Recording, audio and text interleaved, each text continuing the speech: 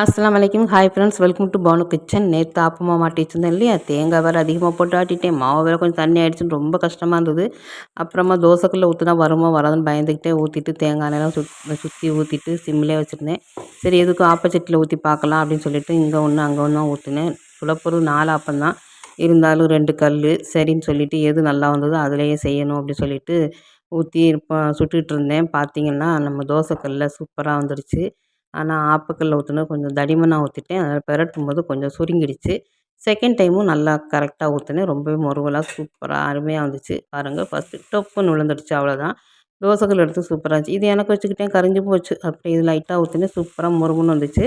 2 பேருக்கும் ஆளுக்கு 2 எடுத்துக்கிட்டு நெய் தடவிட்டு சாப்பிட கிளம்பிட்டோம்.